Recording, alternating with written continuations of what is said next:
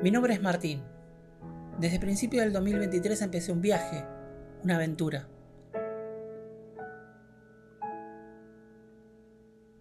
Me propuse recorrer los ramales ferroviarios de pasajeros de todo el país. Los ramales activos y los abandonados.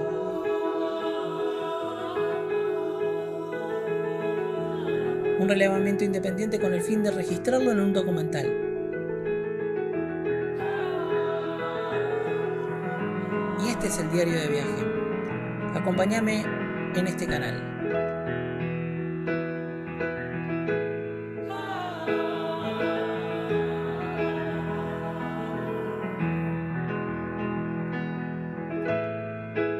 Sobre rieles argentinos.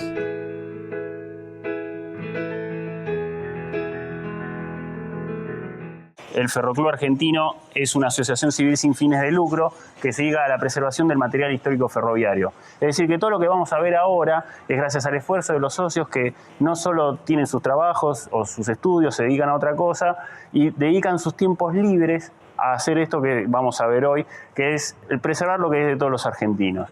Todo lo que está acá, en definitiva, le pertenece al Estado argentino y el Ferroclub como es una asociación civil sin fines de lucro, es factible de recibir en custodia estos elementos, ¿sí?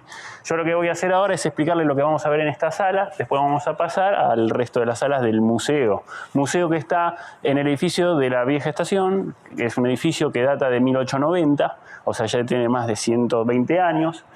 Esto, lo que tenemos acá representado es una sala de jefe de estación del campo. ¿Por qué decimos sala de jefe de estación del campo? Porque hay muchos aparatos que no corresponden por la línea temporal a esta estación, pero nos es más fácil explicarlos. Cuando entremos de frente vamos a ver dos aparatos de color rojo. Esos aparatos de color rojo se llaman aparatos de bloqueo. ¿Para qué se usaban? Básicamente el jefe de estación, cuando tenía un tren en la estación y quería hacer que circule hasta la siguiente estación por la misma vía, por las cuales los trenes vienen, eso se llama vía sencilla, lo que hacía era sacar uno de esos palos, ese palo se llama palo staff, se lo entregaba al maquinista y con el tren viajaba ese palo hasta la siguiente estación.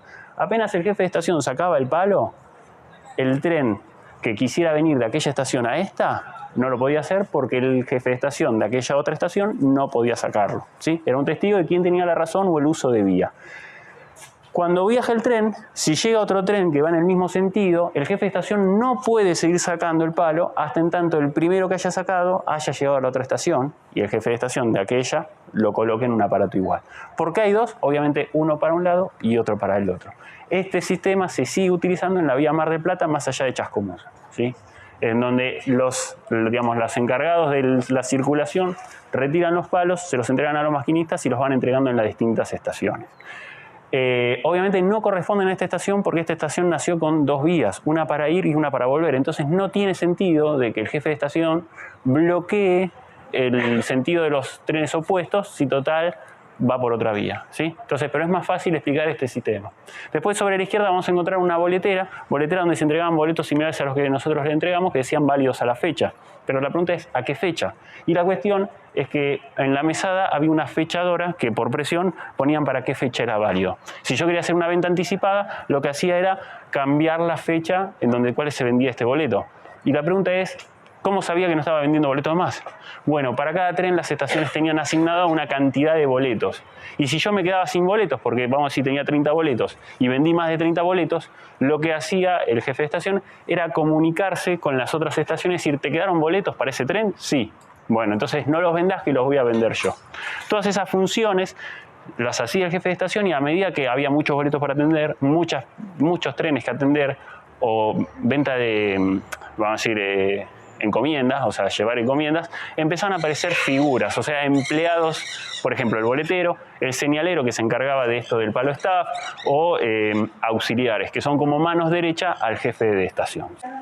Lo que nos trae acá en esta sala es que la línea Urquiza, donde estamos nosotros ahora, que sale de la estación La Croce en el barrio de Chacarita y recorría todo lo que es la Mesopotamia argentina, para llegar justamente a la provincia de Entre Ríos, utilizaba los ferrobarcos. O sea, en la Argentina es la única línea que tenía en la lista de su personal naviero. O sea, había capitán de navías, mecánicos de a bordo, todo lo que era justamente para el funcionamiento de los ferrobarcos. Estos ferrobarcos o ferries como decía, llevaban los trenes desde Zárate hasta el puerto de Holt en Entre Ríos. Era un viaje más o menos de unas horas, de unas 2-3 horas, que con la, digamos, construcción de los complejos Zárate Brazo Largo y Posadas Encarnación, o sea, porque también se usaban ferries para cruzar desde la provincia de Misiones al Paraguay, con la construcción de esos complejos perdió el sentido de estos barcos. También se usaban para llevar el material producido, digamos, toda la producción de la zona de la Mesopotamia a un puerto que existía en Dock Sud. Ese puerto lo podemos identificar cuando nosotros vamos de Buenos Aires a La Plata, cruzamos el riachuelo y sobre la izquierda vamos a encontrar directamente montañas de contenedores. Esas montañas de contenedores son el puerto de Exolgán, un puerto privado de exportación de contenedores. Ese puerto contaba con vías que iban a las curtiembres de la zona. Esas vías eran las vías de la Urquiza, los cuales se llevaba la producción ganadera a través de los ferries. Puntualmente, esta maqueta es la maqueta de fabricación del astillero ofreciéndole a Ferrocarriles Argentinos diciendo yo te puedo construir esto. Este fue el barco más moderno que tuvo la línea, se trata del Tabaré y que actualmente sigue flotando y sigue funcionando con el nombre Ciudad de Buenos Aires. El Ciudad de Buenos Aires pertenece a Ferrilíneas o a SEACAT. El tema es que obviamente las vías fueron retiradas y el tema de donde estaban las vías van los autos y se usa para ir desde la Dársena Sur frente al Casino de Buenos Aires para el lado de Colonia. ¿Sí? Estamos hablando del barco más moderno que tuvo la línea Urquiza para el traslado de sus trenes. ¿Sí? Después lo que tenemos representado es otro a la derecha, un grupo de palos staff, que son estos sistemas que usan los trenes para ir y no ocupar la misma vía, o sea, para ir de una estación a otra. Y como decía, esos se usan para vías sencillas, esas vías sencillas que es tanto la misma para ir como para volver. Lo que tenemos sobre la izquierda se trata de los aparatos Harper. Esos aparatos Harper son el caso puntual que yo les había mencionado cuando se llama vía doble, es decir, se usa una vía para ir y una vía para volver. O sea, el sistema es totalmente distinto, funciona como una especie de código Morse. Lo que se pierde o pierde el maquinista es el bastón testigo, bastón que le entregaba el jefe de estación o el señalero diciendo, bueno, toma, podés viajar. Porque en caso de accidente, lo que ocurría, el que tenía el bastón testigo, el bastón piloto en la mano, era el que tenía la razón. Yo tenía el uso de vía. En cambio acá ya nos estamos basando en lo que vieron los maquinistas de los señales de brazo o semáforos. Semáforos que son similares a los que usamos en la calle, pero por el mundo ferroviario, ¿correcto? Lo que tenemos acá representado, para seguir un poco con la explicación del museo, son los distintos faroles que existían en el mundo del ferrocarril. Todos estos faroles, originalmente a querosén, tienen sus distintas formas por un sentido. Básicamente podemos encontrar uno de cambista, que era el que asistía justamente al armado de formaciones con el cambio de vías, de ahí el nombre. Y básicamente si yo lo tengo en esta posición me está iluminando. Pero si yo agarro y muevo esto, tengo azul. El azul y el amarillo de la vela, digamos, de querosén, va a hacer que yo lo vea verde. Y obviamente si yo lo sigo girando lo voy a tener en color rojo. Entonces esto, acompañado de un movimiento si es para afuera o si es para adentro, era la forma que tenía el cambista de comunicarle al maquinista el hecho de vení o alejate o andá. Verde como vení, rojo para decir, bueno, frená. Obviamente con el paso del tiempo esto cambió y fue llevado a algo más moderno, donde obviamente tenemos una linterna que puede cambiar de iluminación verde y rojo. Ya no es azul, sino porque la lamparita ya es más blanca. Pero después tenemos faroles del estilo de una locomotora a vapor que es más grande para iluminar mejor, o simplemente, que no lo estoy encontrando, acá está, que es para los fines de tren. Los fines de tren, básicamente, al final del tren, contábamos con unas orejas donde se colgaban estos faroles, en donde blanco hacia adelante y obviamente rojo hacia atrás. Si viene un tren de un lado, de atrás, obviamente va a ver el rojo y va a tratar de frenar. Y el blanco hacia adelante es porque en una curva el maquinista debía asomarse por la ventana y ver la luz blanca. Si no veía la luz, es que al menos un vagón se le había perdido. ¿Sí? Entonces, al menos uno, y ya era un problema. Entonces, básicamente funciona como seguridad. Y por otro lado tenemos este, que parece muy similar, pero por otro lado vamos a ver que el vidrio es más chiquito. O sea, de un lado está hecho para iluminar y del otro lado está hecho solo para señalar que está prendido. Estos faroles se usaban en las señales de brazo o semáforos. Entonces yo quería mucha luz hacia adelante para poder ver, para que el maquinista pueda ver, y una muy chiquita atrás para que el señalero vea si los prendió o no a la noche, ¿sí? Ahora, ¿dónde se colocaban? Lo vamos a ver en la siguiente sala, en la galería.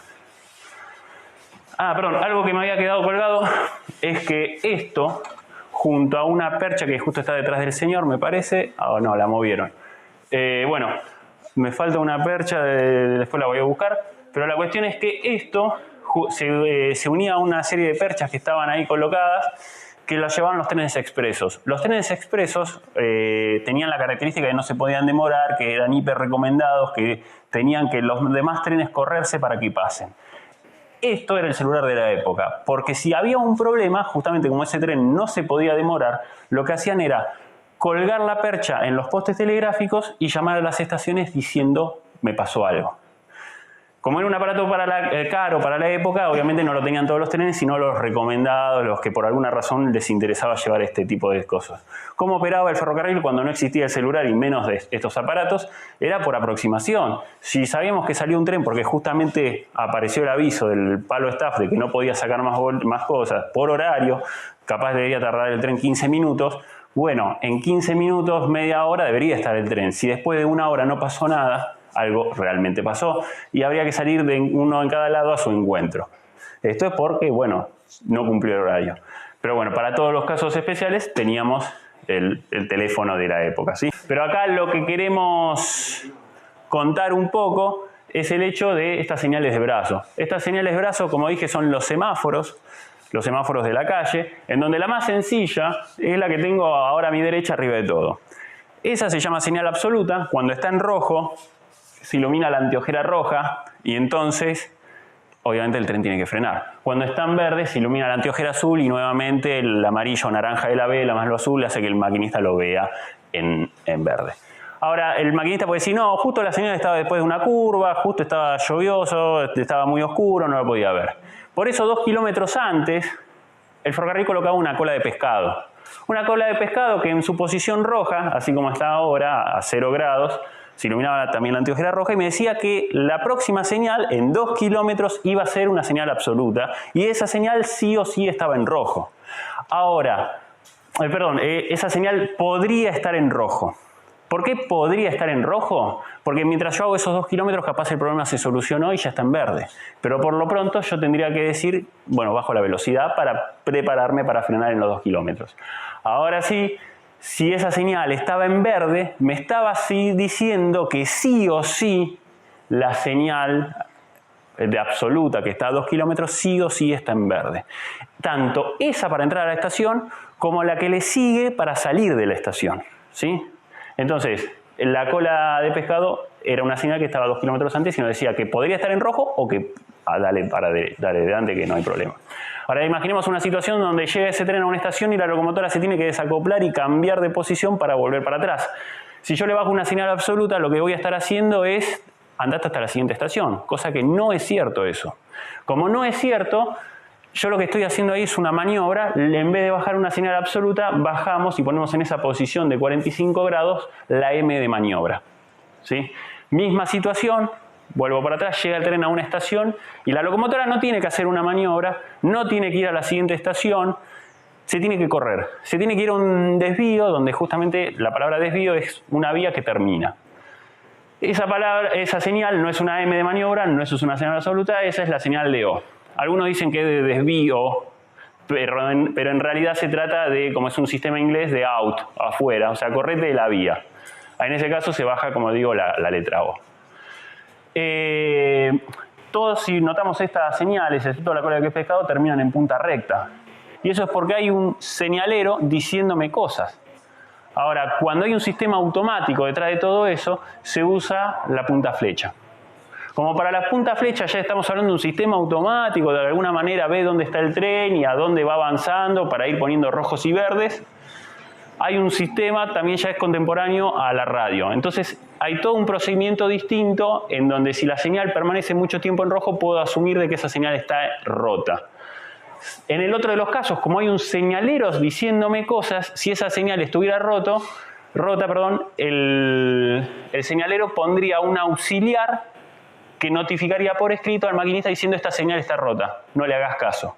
Pero ya estaría todo por papel, todos tendríamos, che, estoy haciendo una ilegalidad, pero me están diciendo que la cometa, ¿correcto? La última rara sería esta de 3 aspectos de Constitución, del ROCA. Esta solo existió en Constitución. Como ven, tiene 3 aspectos porque tiene 3 colores, rojo, amarillo y verde. El funcionamiento de esto es que es una semiautomática, es que normalmente opera entre rojos y verdes. Pero si por una razón el señalero tiene que sacar el tren antes de que se cumplan las condiciones de seguridad, lo puede poner en amarillo. ¿Por qué? Porque yo capaz tengo un tren de larga distancia y tengo que recibir otro. Entonces quiero que ese tren que se tiene que ir a, no sé, a Mar del Plata, quiero que se vaya así la gente que está despidiendo a los familiares también se va y me libera el andén. Entonces lo ponemos en amarillo y al pasarlo en amarillo es como que le estás diciendo al maquinista, avanza. El tren ya se alejó, pero no tanto. Entonces anda despacio, pero salí del andén que lo necesito para otras cosas. Si no, lo dejamos en automático que vaya alternando entre rojos y verdes dependiendo de dónde están los trenes.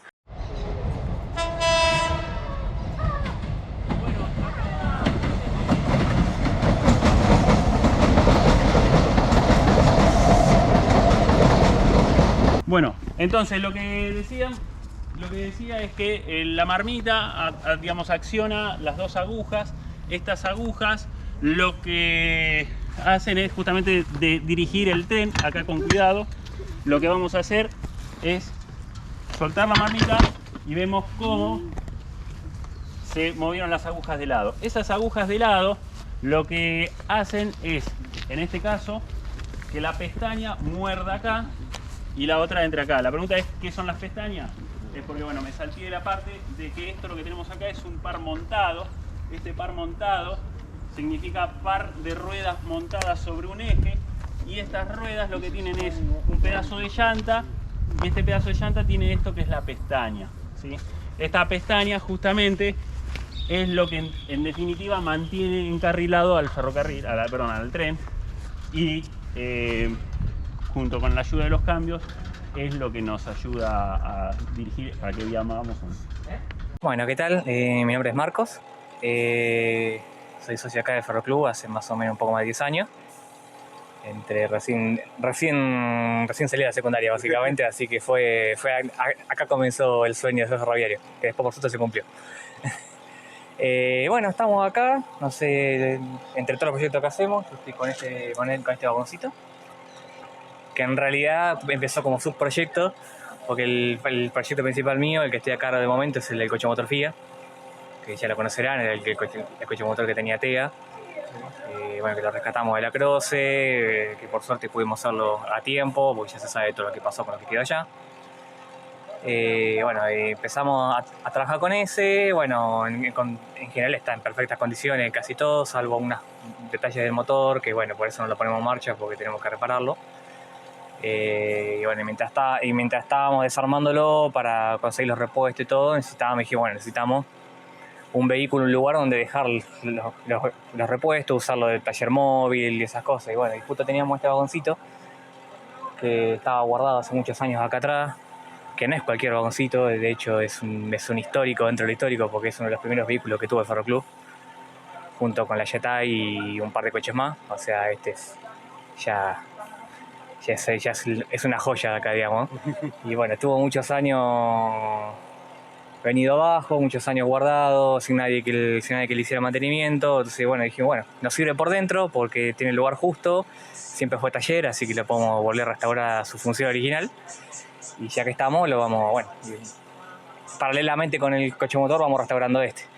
Y bueno, y así empezamos con este. Ahora estamos haciéndole todo lo que es el machimbrado de afuera, como ven, están todas las maderas podridas, pero lo que es estructura está perfecto.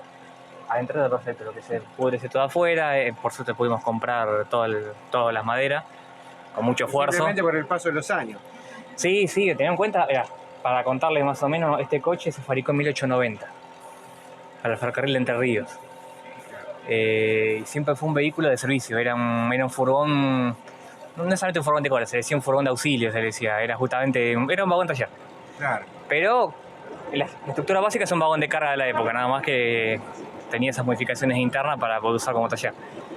Era una vivienda, tiene un bañito, tiene un sector pseudo de cocina, un sector, tiene una salamandra para calefacción, originalmente tenía camas y un sector de trabajo. Nosotros ahora tenemos más como trabajo en general, pero de a poco lo vamos restaurando también a su originalidad. Y por fuera principalmente, que es lo más castigado que está por el paso de los años, por la humedad, por todo. Y bueno, entonces estamos con esto. Ahora estamos a poquito avanzando. Como dije, pudimos juntar la plata porque es muy caro hoy en día comprar cosas. Ya sabemos cómo está la situación. Sí. Así que bueno, ni la institución zafa de eso. O sea, no teníamos toda la plata para comprarlo, así que nos pusimos de acuerdo entre varios socios.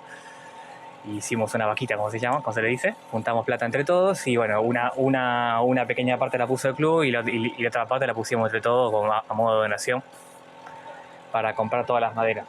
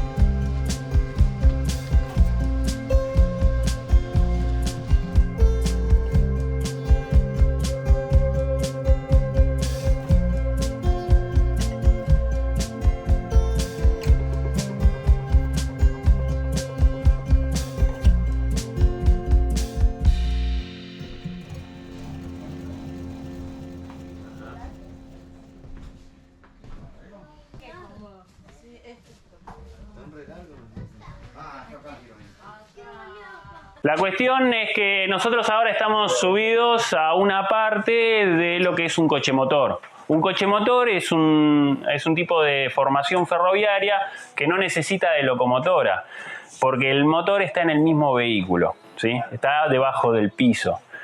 No puede llevar tantas personas o tanta carga como si fuera una locomotora y vagones, o coches si es de pasajeros, pero sirve justamente al ser más liviano para ramales con peor infraestructura de vía, ¿sí? Como dije, esta es una parte, este vehículo en sí no tiene el motor, sino que es la parte remolcada por la que sí lo tiene. Y la característica es que para justamente no tener locomotoras y tener que invertir de posición, es que a la izquierda tenemos la cabina de conducción. Cabina de conducción que remotamente, por así decirlo, maneja el motriz que está acoplado. No es el que está ahora aquí acoplado, sino que lo vamos a ver después. Y este tipo de cochemotores se construyeron unas 200 formaciones, en realidad 170. De esas 170, 30 se hicieron en Italia y el resto en Argentina, ¿sí? Este puntualmente es un italiano, aunque estaba acoplado o juntado con un nacional. Es decir, no se respetaron así como en bloque que iban todos juntitos, pero en definitiva es el mismo modelo. El enganche es el mismo y son compatibles. Ahora, este tipo de formaciones en la línea Urquiza, que es donde estamos nosotros, se usaba desde La Croce hasta Rojas, o en la provincia de Entre Ríos, desde Paraná a Concepción del Uruguay, o sea, de costa a costa de la provincia. También había otros servicios, como vamos a decir, de Concepción del Uruguay a Concordia, de Basavilbaso a Concordia, digamos, había otros servicios, pero en realidad son todos medias distancias, no son largas distancias. Esa media distancia hacía necesario que tenga un baño, que lo tienen a la otra punta, y como vemos tiene una barra para algún tipo de refrigerio para el viaje. Pero también había de esos 200 o 170 reales, lo que había era solo para servicios suburbanos. Por ejemplo, Merlo Lobos, Moreno Mercedes, Villa Ballester Zárate, Victoria Capilla del Señor. Había muchos servicios, digamos, también a Tandil o a Quequén, o sea, no largas distancias, sino medias. En esos casos, o suburbanos también, se borraba, digamos, la barra y tenía más asientos, porque no era tan necesario el tema de que tenga refrigerio. Eran, en ese aspecto, muy configurables. De esos 170 que se fabricaron así en estado original, solo queda este y obviamente el motriz que le corresponde a este. Y con posibilidad de andar queda esta sola. El resto fue cortado o está tan destruida que es inviable su reconstrucción. Acá lo que yo suelo aclarar es que el Ferroclub tiene 3 objetivos principales, más allá del museo, distribuir lo que hacemos y demás, que esos 3 objetivos son la preservación del material histórico ferroviario, la reparación del material histórico ferroviario y la restauración de los vehículos ferroviarios. La preservación implica, aunque sea traerlos acá y evitar que alguien los dañe. No podemos capaz llegar a frenar el paso del tiempo, pero al menos está disponible como para que quien lo pueda hacer lo haga, lo repare o lo restaure. Repararlo es que funcione y restaurarlo es llevarlo a determinada época. Puede ser la original como salió de fábrica o como se usaba en tal momento.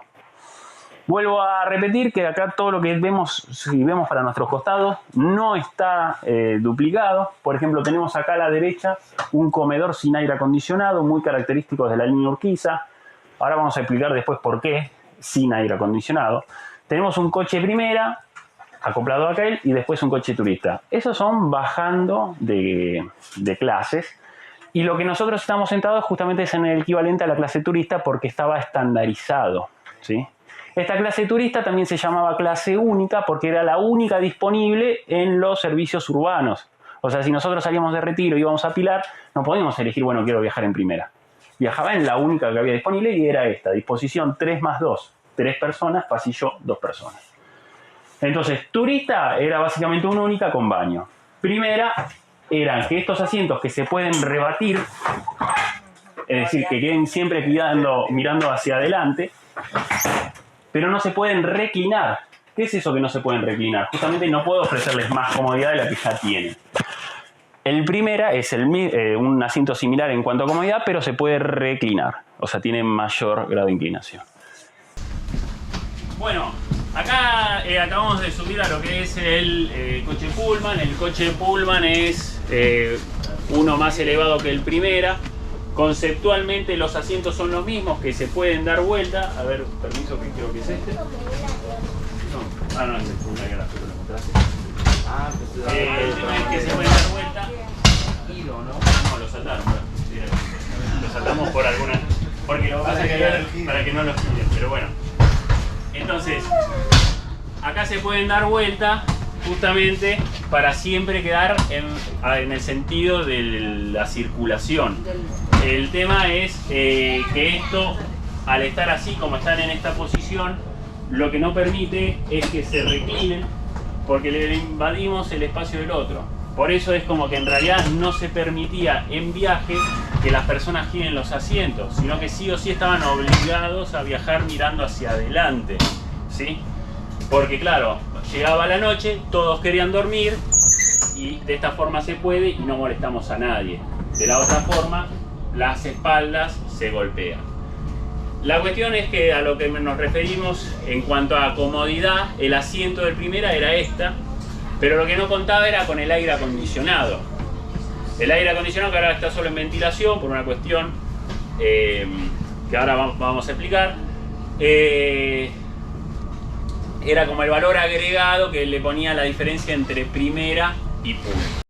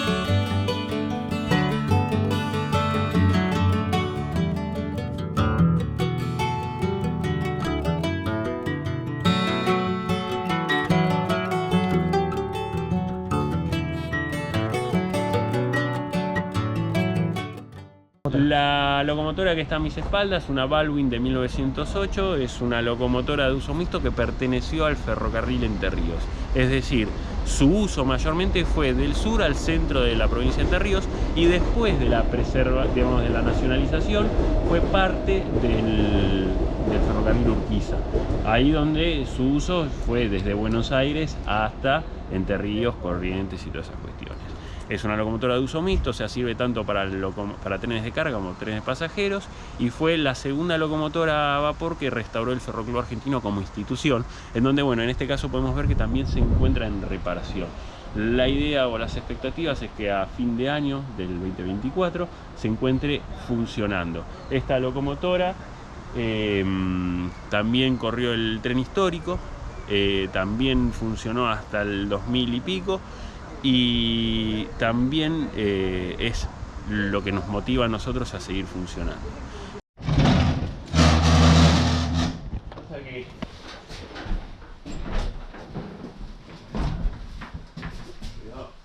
Dale. Soltá.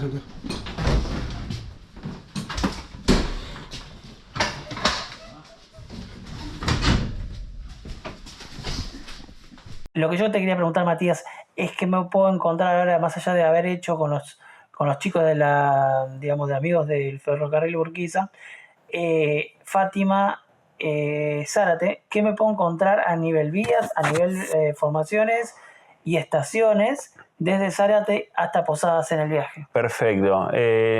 Más allá de Zárate, la línea se encuentra utilizada por la empresa de cargas, que tenés Argentinos Cargas. Utiliza locomotoras, el G22, que son las locomotoras que mayormente reinaron en la dieselización del Urquiza, con excepción de que ya no se encuentran en uso las locomotoras General Electric. Esas locomotoras General Electric del año 52 fueron las primeras diésel, mientras que las segundas, las G22, marca General Motors, se siguen utilizando.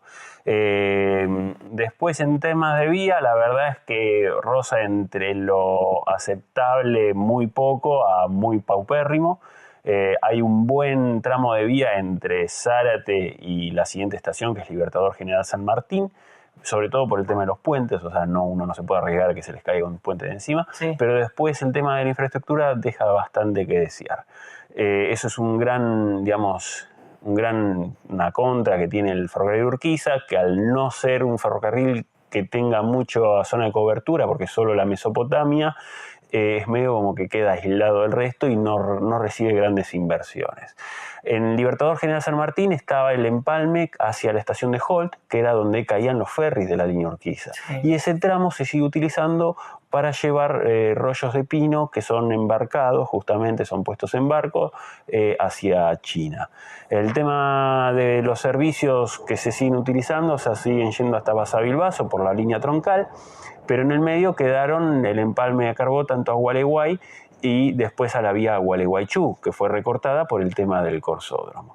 Esas vías no se están utilizando, simplemente se usa la principal.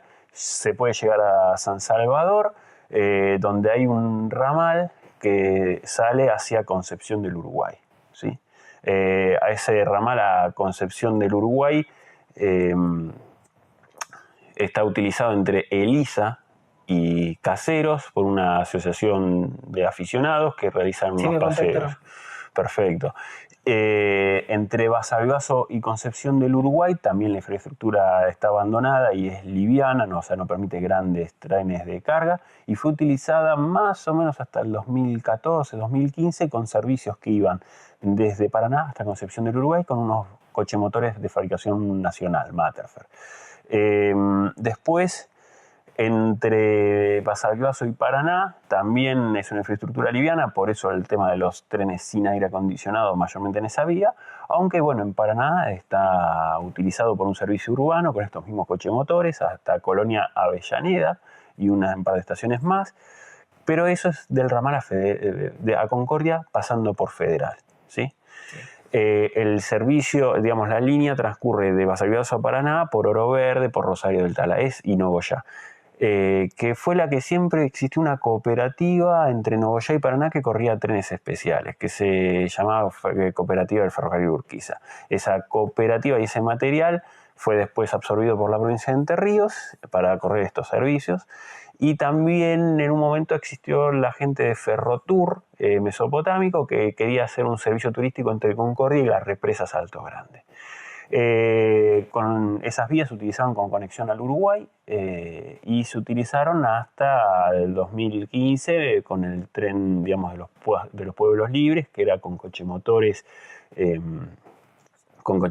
origen holandés comprados por la empresa TVA.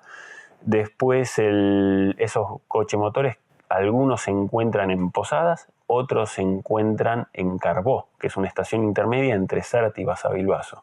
Esos están siendo depredados lamentablemente, pero... Gobernador Virasoro puede ser que también haya más. En Virasoro, que es en la provincia de Corrientes, se encontraba el resto del material de la extinta TEA, de los trenes del que corría el Gran Capitán.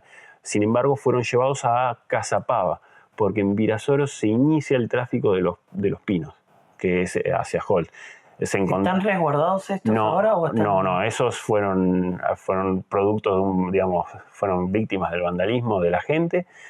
No se encuentran, como por ejemplo que está preservado desde la época de Ferrocarriles Argentinos, sí, aunque justamente se usaban. Entonces es una gran pena que se encontraran en condiciones óptimas y fueron por la desidia y el abandono convertidos en mera pedazos de chatarra. La formación que se encuentra en Cazapava consta de 1 o 2 furgones, una bandeja automovilera y asientos primera, como en el cual nos encontramos ahora, y turistas. La empresa en cuestión tenía solo un pullman, solo un dormitorio y solo un restaurante, que son los que por suerte pudimos reparar. Después volviendo a Basavilbaso vas a poder encontrar material de este estilo, Materfer, de fabricación de la década del 70, en distintos estados, mayormente abandonado, y furgones de cola como el que también vimos. También hay un par de locomotoras a vapor, aunque sean reparadas estéticamente. Todo esto en Basavilbaso porque primero tiene la fiesta del Riel, la ciudad. Es una fiesta que organiza en pos de los ferrocarriles y a su vez es un nudo ferroviario en donde justamente en Basavilbaso se puede ir hacia la izquierda Paraná, hacia la derecha Concepción del Uruguay, y además tiene una serie de tallercitos o estaciones originales, digamos, que no son las que actualmente se usan. En Basavilbaso se genera tráfico normalmente serial hacia los puertos de Paraná-Guazú. Es un puerto que se creó hace muy poco tiempo, vamos a decir del 2010 en adelante, que es del otro lado de los Zárate Brazo Largo, pero abajo. Se continúa hasta Concordia, o sea, por la vía principal. Bueno, ahí como dije en San Salvador está el ramal a Concepción, pero por Elisa, no por Basavilbaso. La unión entre esos dos ramales es en la estación Caseros, ¿sí? Donde está cerca el Palacio San José, donde ocurrió la Urquiza. Sí. Y después no hay grande, digamos, hasta Concordia se encuentra lo que era el depósito de locomotoras, que actualmente es el taller central. Sí. El taller central donde se reparan todas las locomotoras de los que se están usando actualmente. De Concordia, como había dicho, estaba el ramal a Uruguay, o sea, por la represa, y se continúa hasta Paso de los Libres, donde, ahí estaba la unión con Uruguayana en Brasil. El tráfico existió hasta que Brasil dejó de utilizar el ramal. O sea, ahí ya no hubo intercambio de material, o sea, de mercancías, pero sigue siendo posible conectar a ambos países a través de la conexión Paso de los Libres uruguayana. En Montecaseros tenés el ramal que se abre hacia Corrientes Capital, pero se utiliza hasta Cursucuatía, donde se origina tráfico de piedra que es descargada mayormente por las obras viales que se hacen a nivel nacional en distintos tramos de la vía, que pueden ser Las Moscas, Domínguez, Zárate mismo, esos son los tráficos que te vas a poder encontrar. Mayormente con material remolcado, o sea, de vagones de carga chinos, comprados recientemente, y algún que otro nacional reconstruido, reparado a pleno para poder ser compatible con los estándares que se pretenden actualmente. En términos para el norte se sigue llegando a Carupá. En Carupá es donde se encuentran los talleres o los depósitos del Ferrocarril Internacional al Paraguay. La estación Posadas, donde llegaba el Gran Capitán, ya no existe más, quedó bajo el agua y fue obviamente tapada por la tierra y demás cuestiones. Se reconstruyó en un lugar más o menos parecido, una estación similar, pero totalmente desconectada. La respuesta a eso fue en Carupá, que forma parte del tejido urbano de Posadas, construir una estación acorde para eventualmente tener un servicio de larga distancia. En lo que respecta al cruce a Encarnación, obviamente es a través del puente, eso todo sigue como corresponde, pero el punto más interesante es que la estación Lanús, o nada que ver con la del Liniers Roca, se encuentra a la vera de la costanera. Y es muy importante saber que por ahí pasaba la vía. Y por ahí había una playa de maniobra donde se generaba tráfico, pero ahora está totalmente, o es la costanera o es el barranco que ya directamente da al agua.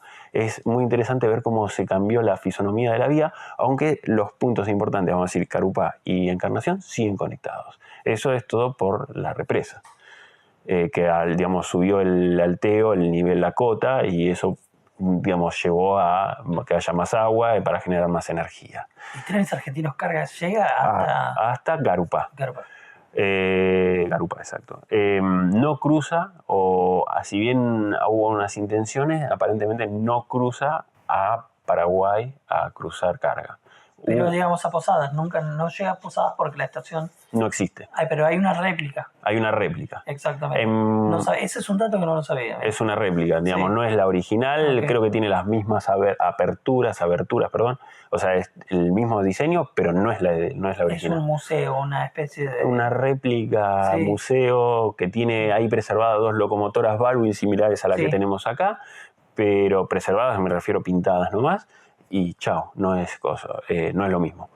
Y sobre todo porque quedó bajo tierra, bajo el nivel. O sea, los últimos trenes que entraron fueron rodeados de unos terraplenes para que no se termine de inundar, porque justamente ya se estaba subiendo lo que era la cota. Todo eso fue rellenado y fue construido en la nueva costanera de Posadas. Pero bueno, hasta Carupá llega Trenes Argentinos, donde entiendo que cargan algún tipo de productos, y hasta donde entiendo es Aguas Misioneras la que, pone flete para traer agua hacia Zárate. Sí. ¿Cómo hace la gente para poder acercarse, contactarse con ustedes? ¿Por qué medios? Y además, si hay algún evento planeado en esto. En breve. Bien, nos pueden contactar. Tenemos el Ferroclub Argentino, tiene una página general que es www.ferroclub.org.ar. La sede Lynch, donde nos encontramos ahora, en Instagram está como ferroclub.lynch o Ferroclub CDP Lynch en Facebook. También tenemos threads, que es ferroclub.lynch, y si no, nos pueden mandar mails a lynch@ferroclub.org.ar. En cuanto a los eventos, nosotros siempre organizamos todos los fines de semana visitas guiadas donde se recorre el predio, y para vacaciones de invierno, para julio, la segunda quincena, estamos intentando hacer un evento en donde se van a encender las locomotoras a vapor y la gente va a poder pasear por dentro del predio y poder conocer todos los vehículos más allá de los que se conocen en la visita guiada. ¿Y en las visitas guiadas y en qué horario se puede acercar? Es en un único horario de las 16 horas, es con cupos limitados. Recomendamos tener reserva previa a través de nuestras redes, mandándonos mensajes privados o mails, y se recorre el museo en el edificio de la vieja estación, el predio, y se accede a distintos vehículos de distinta época. No se hacen paseos, porque eso es solo durante las exposiciones y eventos. Y también esperamos para fin de año estar en la noche en los museos, llevando un tren a la estación La Croce. Si te gustan los videos, dale me gusta y suscríbete. Eso nos ayuda mucho a seguir adelante con este documental.